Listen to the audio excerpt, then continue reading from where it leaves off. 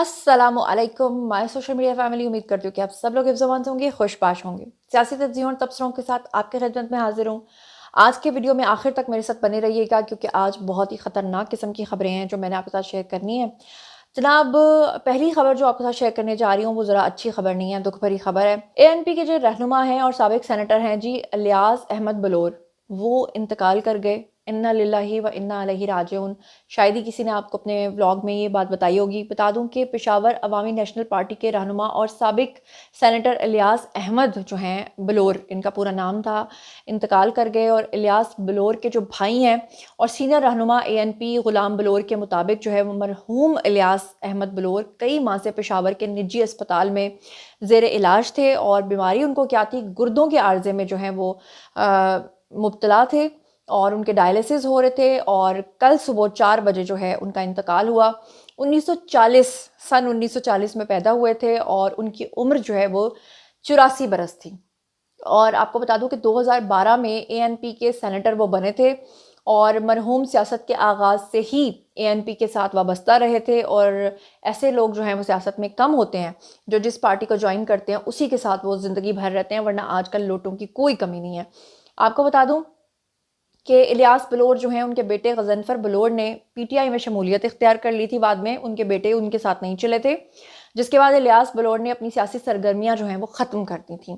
और रहनुमा ANP summer हारून बलोर जो हैं उन्होंने इलियास बलोर के इंतकाल की तस्दीक करते हुए सबसे पहले बताया था कि उनकी जो नमाज जनाजा है वो आज के दिन में यानी कि दोपहर 2 बजे जो है वो अदा की गई। अगर आप ये वीडियो शाम को देख रहे हैं तो दोपहर 2 बजे तक उनका जनाजा हो चुका होगा। आप सब लोगों से रिक्वेस्ट है कि जितने भी लोग ये वीडियो देख रहे हैं एक मरतबा सूरह फातिहा उनके लिए ज़रूर पढ़ दीजिएगा। मैं चलती हूँ जी अगली खबर की तरफ। अब ये जो खबर आपके साथ शेयर करने जा रही हूँ ये बहुत ही इंटरेस्टिंग है। 2 दिन से मैं आपको बता रही थी और बल्कि मैंने आपको पहले भी बताई थी ये खबर। जिस दिन बुशरा बीबी रिहा हुई थी मैंने आपको बताया था कि वो डील करके बाहर आ रही हैं। फिर मैंने आपको बताया था कि बुशरा बीबी जो हैं वो आज तक खान साहब को के साथ, यकीन करें कभी कभी मुझे बड़ी हमदर्दी होती है इस बात पे कि एक आदमी किसी औरत के पीछे इतना पागल कैसे हो सकता है कि वो उसके किए हुए हर गलत फैसले का नतीजा अकेला भुगते। और बुशरा बीबी जो है वो छूट के बाहर आ गई। अब बुशरा बीबी जो हैं उन्होंने बाहर आते ही सियासत में एंट्री मारी और पूरी पार्टी को उन्होंने कंट्रोल किया। तब तक तो कोई भी नहीं मान रहा था। फिर शेर अफजल मरवत और शानदाना गुलजार ने भी इस पे बात की और उन्होंने कहा नहीं नहीं ऐसा नहीं हो सकता, क्योंकि खान साहब तो अपनी खवातीन को कभी भी सियासत में आने की बात नहीं करते, खान साहब तो कभी मौरूसियत की बात नहीं करते। लेकिन उनको भी शर्मिंदगी का सामना करना पड़ा जब उनको ये पता चला कि बुशरा बीबी ने तो पूरी पार्टी के जितने भी एमपीएज और एमएनएज हैं उन सबको बुला लिया। अब जैसे कि आप लोग जानते हैं कि इमरान खान ने 24 नवंबर की कॉल दी हुई है, दोबारा से 9 में मारो या मरो का उन्होंने एक बयानिया जो है वो आम कर दिया है। शाह महमूद कुरैशी भी इस हवाले से सामने आए, उनकी बात भी अभी आपको बताती हूँ। लेकिन अभी जो स्पेसिफिकली आपको बात बताने जा रही हूँ वो जनाब ये है कि बुशरा बीबी जो हैं, सुनने में आया है कि आगे पीछे जब वो अदालत में आती थी तो वो बुर्का पहनती थी। ठीक है जी, शरई तौर पे पर्दा करना उनका हक है जी, वो कर सकती हैं। लेकिन अब की बार ड्रामा उन्होंने ऐसा रचा कि सामने एक और चादर भी जो है ना वो चादर भी सामने यानी लगा ली, जैसे बीच में से एक पर्दा होता है। और बुशरा बीबी पर्दे के उस पार बैठ गई। तमाम एनएज और एमएनएज और एमपीएस को उन्होंने सामने बिठा लिया और कहा कि मैं तुम लोगों से वो बात कर रही हूँ जो खान साहब ने मुझे कहा है। अब बंदा पूछे कि बुशरा बीबी पहले खान साहब को भी इसी तरह से पागल बनाती रही, उन्हें भी यही कहती रही कि जो मुझे अल्लाह माफ़ी दे इल्हाम हो रहा है मैं आपके साथ वो बात कर रही हूँ, और वो मुर्शिद समझ के उनके पीछे लगे रहे। अब बुशरा बीबी ने, सुनने में आया है कि ये जिन लोगों का इजलास तलब किया था इनको बड़ी धमकियां दी हैं। अंदरूनी इजलास की जो कहानी है वो मैं आपके सामने रखने जा रही हूँ कि किस किस को क्या क्या धमकी दी है, क्या क्या टारगेट्स दिए हैं, खान साहब का नाम लेकर किस किस को पागल बनाया। अब ये जो तफसीलात मैं आपके सामने पढ़ने जा रही हूँ ये उन लोगों के मुंह पर जन्नाटेदार थप्पड़ है जो ये कहते हैं कि खान साहब को हम इसलिए सपोर्ट करते हैं क्योंकि खान मरूसियत को पसंद नहीं करता। वो कहते थे कि जरदारी साहब जो है वो बिलावल को ले आए, नवाज शरीफ जो है वो अपने भाई को और अपनी बेटी को ले आए, लेकिन खान अकेला है। मुराद सईद भी यही कहा करते थे कि मैं अपने किसी खानदान के शख्स को नहीं लाया। तो अब बुशरा बीबी ने बाकायदा तौर पे बाज़ाब्ता सियासत में एंट्री मारी है। जिस तरह से वो अपने इजलास तलब कर रही हैं, जिस तरह से वो लोगों को एमपीएज और एमएनएज को धमकियां दे रही हैं, वो सब आपके सामने है। बुशरा बीबी ने जो सबसे पहली धमकी दी है अपने लोगों को उसमें उन्होंने कहा है कि हर एमपीए 5,000 और हर एमएनए 10,000 लोगों को लेकर वहां पर आएगा 24 नवंबर को, और अगर कोई शख्स नहीं लेकर आता इतनी तादाद तो फिर उसके साथ बहुत बुरी होगी। अच्छा, आगे एमपीएस ने उनको क्या जवाब दिया ये भी मैं आपको आगे चल के बताती हूँ। پاکستان تحریک انصاف کے بانی عمران خان کی جو اہلیہ ہیں بشریٰ بی بی، انہوں نے پارٹی مشاورت میں شامل ہونے کی تصدیق ان کی ہو گئی ہے۔ ذرائع کے مطابق بشریٰ بی بی بانی پی ٹی آئی کی ہدایات پارٹی تک پہنچائیں گی، یعنی وہ کہہ رہی ہیں کہ میں جو بھی باتیں کر رہی ہوں یہ میں خان صاحب کی طرف سے پہنچا رہی ہوں، اس لیے میں آپ تک ہدایات پہنچا رہی ہوں۔ سبحان اللہ۔ بشریٰ بی بی بتائیں گی کہ بانی پی ٹی آئی کی کیا کیا ہدایات ہیں۔ آپ کو یہ بھی بتا دوں کہ پی ٹی آئی ذرائع کے حوالے سے یہ بتایا گیا ہے کہ پشاور میں یہ اجلاس ہوا ہے اور بشریٰ بی بی نے پارٹی رہنماؤں اور عہدیداروں کو احتجاج سے متعلق اہم احکامات جاری کیے ہیں۔ ذرائع کے مطابق بشریٰ بی بی نے 24 نومبر کو احتجاج میں ہر حلقے سے ہر ایم این اے کو 10,000 اور ہر ایم پی اے کو 5,000 افراد ساتھ ہر صورت لانے کی ہدایت کی ہے۔ اور ذرائع کے مطابق یہ بھی باتیں پتہ چل رہی ہیں کہ بشریٰ بی بی نے کہا کہ جو ایم این اے یا ایم پی اے اپنے ساتھ لوگوں کو اتنی تعداد میں نہیں لے کر آئے گا اسے ہم پارٹی سے نکال دیں گے، اور جو پارٹی رہنما ایم این اے یا ایم پی اے احتجاج سے ایک دن پہلے یا چند گھنٹے پہلے گرفتار ہوا وہ بھی پارٹی سے باہر جو ہے وہ سمجھا جائے گا، کیونکہ بشریٰ بی بی سمجھتی ہیں اس بات کو کہ ان کے ایم پی ایز اور ایم این ایز جب کہتے ہیں کہ ہمیں گرفتار کر لیا گیا، ہمیں رستے میں ہی روک لیا گیا، کنٹینرز لگے ہوئے تھے، تو وہ سب جھوٹ ہوتا ہے۔ بشریٰ بی بی نے پردے کے پیچھے سے اجلاس کے شرکاء سے 10 منٹ کا خطاب کیا، اور دوسری طرف عمران خان کے وکیل جن کا نام ہے فیصل چودھری ایڈوکیٹ، انہوں نے اڈیالہ جیل کے باہر سے میڈیا سے بات کرتے ہوئے بتایا کہ عمران خان نے کہا ہے کہ بشریٰ بی بی سیاست میں حصہ نہیں لے رہی اور نہ ہی سیاست میں حصہ لیں گی، لیکن وہ میرے پیغامات جو ہیں وہ پارٹی کے ذریعے آپ تک پہنچاتی رہیں گی۔ سبحان اللہ، سبحان اللہ۔ اسے کہتے ہیں کہ ناک کو یہاں سے نہیں پکڑنا، ناک کو اس طرح سے پکڑ لینا ہے، یہ وہ والی بات۔ اب اس حوالے سے نواز شریف جو ہیں ان کا رد عمل آنا بڑا ضروری ہے، کیونکہ پنجاب میں اس وقت ان کی بیٹی کی گورنمنٹ ہے اور حکومت ان کی ہے، پنجاب کی سی ایم ہے وہ، اور جو ان کا بھائی ہے وہ وفاق میں ہے، آپ کے سامنے ملک کا پرائم منسٹر ہے۔ تو انہوں نے کہا کہ عمران خان حساب دیں کہ انہوں نے باجوہ اور فیض کے ساتھ مل کر کیا کیا کیا۔ نواز شریف نے گلہ کیا، انہوں نے کہا کہ برطانوی اخبار نے جو ابھی رپورٹ چھاپی ہے جس میں انہوں نے کہا ہے کہ خان صاحب جو ہیں وہ منتیں کر رہے ہیں کہ میں اسٹیبلشمنٹ سے بات کرنے کے لیے تیار ہوں، مجھے چھوڑ دیں۔ اس پر رد عمل دیتے ہوئے انہوں نے کہا کہ پہلے عمران خان حساب دیں کہ انہوں نے جنرل باجوہ اور فیض حمید کے ساتھ مل کر کیا کیا کیا۔